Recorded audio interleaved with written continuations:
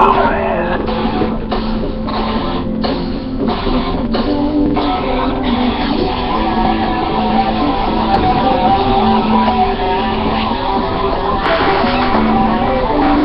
48 good morning. It is Wednesday, the 5th day of August. It is 15 degrees. It'll be 25 and sunny today. Something like that. Sunshine and roses. Again, Jays win yesterday. They've taken the first 2-4 against the Minnesota Twins. Congratulations. Suck it, Paul Molitor. Yeah, you mean sniff it. I don't know what that means. I don't get it. Okay, no. Yeah, it didn't take away, right? Anyway, again, Jays win 3-1 yesterday. They are now 1 game up in the wild card. They are a game and a half behind the Angels for the wild card yesterday. 5.5 against the Yankees. 5.5 games back of the Yankees. A game up on Baltimore again. They lost last night. Yeah.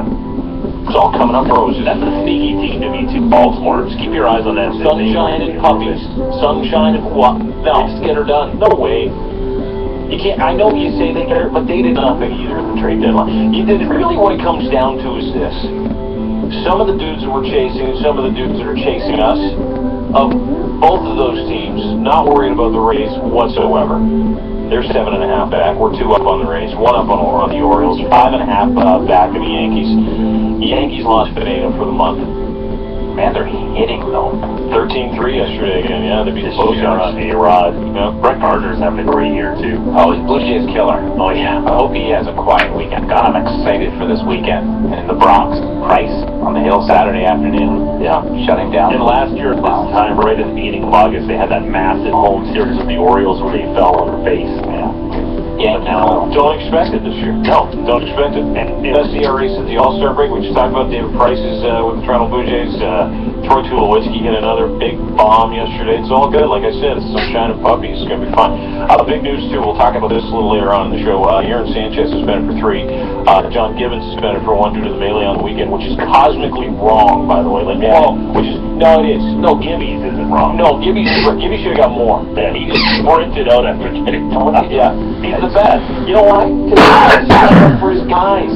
He didn't sprint. Have you seen him sprint? Well, this is the fastest walk you've ever seen John Gibbons. He kind of gives it the old shimmy shake on the way out. Who was winning the foot race? Deanna Navarro or John Gibbons? Gibby. You watch him go to the, it's like the Grievous Vasquez shimmy shake after he hits a 3. Anyway, we'll get to that. It is egregious, and I want to talk about a little later on the injustice done to Aaron Sanchez and the Toronto Blue Jays, and nothing done to Kansas City. Mind blowing. That's a little later on in the show this morning, so hold on for that. Right now, though, apparently, and the reason why we're doing it now is to get it out of the way. More people will be listening later, so we don't want to burn time on the Jays. Do it before 6. TFC plays tonight. Here's Johnny with the TFC. Glenn and Company's TFC preview. Here's Johnny Idiot Face. Good morning. TFC takes on Orlando City tonight, 8 p.m. at BMO Field. TFC is just a 1 point up on 6th place Montreal and 7th place Orlando. TFC has 28 points and Orlando has 27, but they do have 4 games. What's the name of the Orlando soccer? Orlando City SC. Soccer club. That's not creative. Would have been better if it was the Solar Bears, like their IHL team way back when. That's dumb too. That's not creative at all. You know the soccer games, like what? FC Football Club, we get it. Everybody's FC. What's soccer? What's your Orlando FC, Toronto FC? What's your Toronto's name? NYCFC.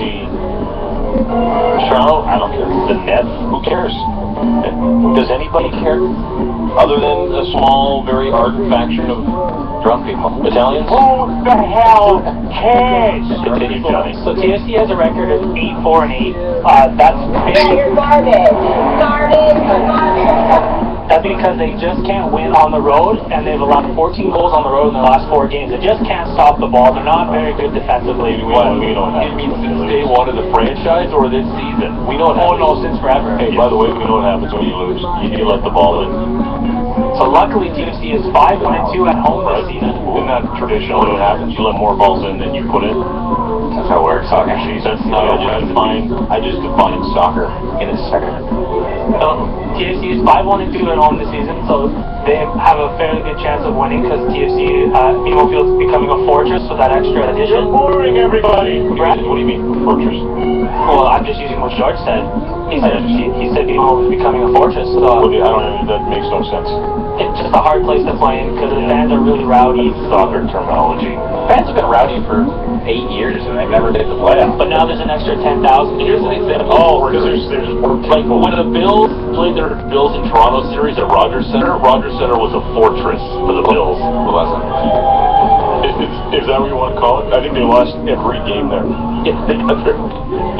Only some fortress, all right. Fortress of Sun. There was like a boat around that you could skip over. You think they canceled the whole thing because it was a fortress? This robberies never worked. You know what? Here's what we're gonna do. This is what we're gonna do, guys. We're gonna stop playing there because it is not a fortress. It's really easy to scale the wall. Yeah. There's a ladder of guards outside. We're going, come on in. 5-foot walls. Come on in. Castle. So Michael Bradley's still not going to play tonight. He's still nursing a calf injury. Altidore is missing the game because he got a red card on Saturday for kicking a player. So he's going to be out. Did you see that? I thought he kicked him in the... No, he deserved a red card. He's got it right in the Lenny Kravitz. He's going to miss one game, and the league is taking a look at it, and we'll know by the weekend if he's having a longer suspension. Do you think that might be the worst job in the world? Being the guy that has to review MLS plays? Because you have to watch. It's like the worst job in the CFL is the dude that has to watch the instant replay camera. He's like, I'm gonna watch this crap twice. I think it is. Yeah, that's the worst job in the CFL. Other than playing, the worst job in the CFL is the guy's like, okay, you need to review this play. You think the ump's going, oh gosh, dang it. TFC just signed Josh Williams. They picked him up off waivers out of New York City. He's also injured, but he's a right back, so he's expected to bring some stability if he's healthy. Okay, we're done. Thank you. Good job, Josh. Well done. You're welcome. Can't wait for the game. Tonight, right? 7 o'clock? 8 o'clock. That's right. 5:55. Jays win. Price says some interesting things. Sanchez suspended, and Jim Wolf should be banned from ever umping a game again. And I lost a lot of respect for Joe Torre. We'll get to all that next. Sportsnet 590 fan. Audio and comedy on Toronto Sports Radio.